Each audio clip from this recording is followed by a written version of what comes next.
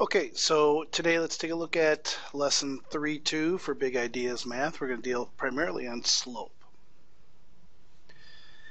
And our essential question is, how can you compare two rates graphically? And we're given a graph and a table here, and they ask us to complete number one, or for part A, complete the missing distances. So I'm going to go ahead and fill that in, and we can see that we're moving at from 0 time to 1 second goes 100 feet, 2 seconds goes 200 feet.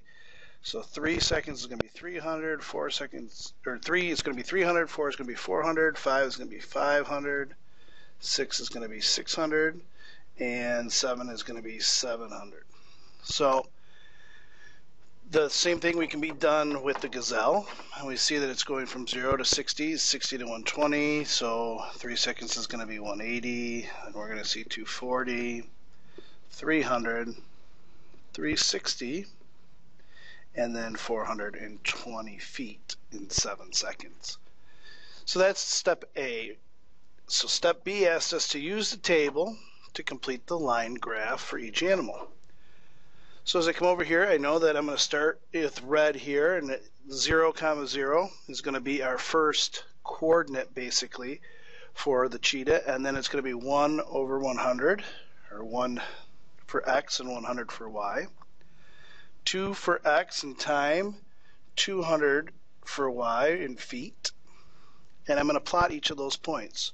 So 3 is going to be 300, 4 is going to be 400, 5 is 500, and 6 is 600, 7 is 700. So I plot each of those points. I'm going to do the same thing with the gazelle. We're going to start at 0. And then we're going to work our way over. For 1 is going to be 60 feet, so it's going to be just about right there. 2 is going to be 120 feet, so we'll try right here. 3 is 180. 4 is 240. 5 is going to be 300. We start to see the line that's being formed. 6 is going to be 360. And then 7 is going to be about 420 there. So we start to see how things are formed. Okay, so by using and looking at this, if I were to take a line and put it through each of these points, I can see that I have a line that looks like that, and then a second line, and I'll go ahead and change the color of the second line there to green.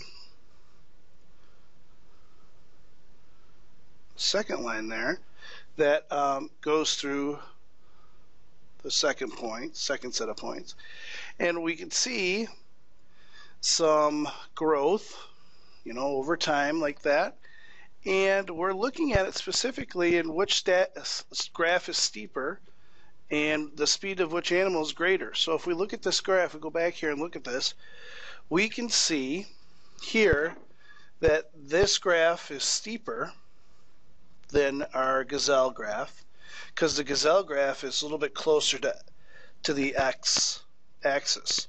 So the steepness is measured from the x-axis, or which one's closer to the y-axis. So we know that the steeper graph is the cheetah, and we know that the cheetah is the faster speed. So when we go back and look at this question, which graph is steeper? It's going to be the cheetah, and the speed of which animal is greater, it's going to be the cheetah. So we can kind of see that maybe the steepness and the speed here are related. We also can go back here and we can look at what we call the slope. Okay, so let's take a look at how we calculate slope using the graph. We can see how we've compared two rates graphically, but now the next step in this lesson is going to be, how does it fit together with slope? So if I look at here from 5 seconds to 6 seconds, so I'm going up measuring at 1 second, I go up 100 feet. So you can see that it goes from 500 to 600 over 1 second. So we could say the slope is 100 over 1. The reason this is the slope is because no matter where I go on this graph, if I go here, it's 1 second, and it's still 100 feet. I'm going to have that 100 feet over 1 second.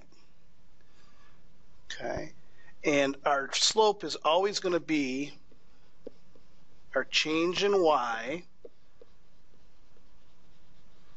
over the change in x. So the difference in x over the, or difference in y over the difference in x. And we can do the same thing with the gazelle. If I start here at 0 and I go over 1 second, I go up 60.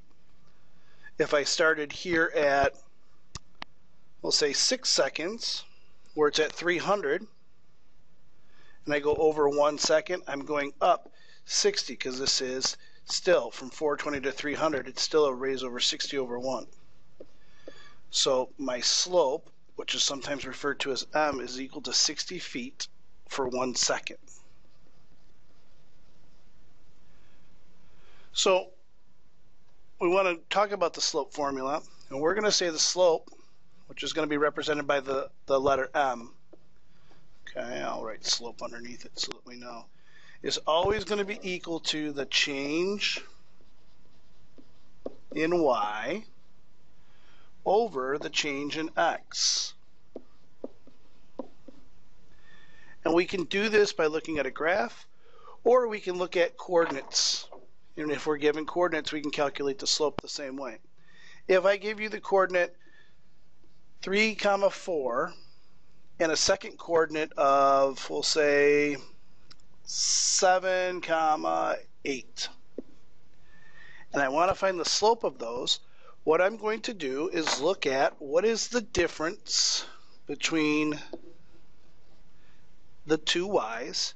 So in this case, when I look at this, I always take the second coordinate and subtract the first coordinate from it. And then I have to do the same thing for my x's. Take the second x coordinate and subtract the first x coordinate. So 8 minus 4 is our change in y. Goes on the top. And then 7 minus 3 would go on the bottom. Because this is my second x coordinate, this is my first x coordinate, this is my second y coordinate, and this is my first y coordinate. So I'm matching those up. Then all I have to do is the math. 8 minus 4 equals 4. 7 minus 3 equals 4. 4 over 4 means that I have a slope of 1. So for every 1 I move over to the right, I'm going to move 1 up because it's a positive slope. I could graph this, and I'm going to see the same things. Let me go ahead and graph this now, and you can see that I'm going to start at 3, 1, 2, 3 over, and 4 up. And there's my first point. And then my second point is going to be 7 over, so 3, 4, 5, 6, 7, 1, 2, 3, 4, 5, 6, 7, 8. And you can see that we have a situation where if I go over 4 spots, then I'm going up 4 spots, which is our 4 over 4, which equals 1. So it's a 4 over 4, which equals 1. And if I drew a line between those 2 points, you'd see that the line is going to give us that slope. So we can look at things graphically, or we can go ahead and calculate them without the slope formula, or using the slope formula, and that's what we're going to work on today as we start class.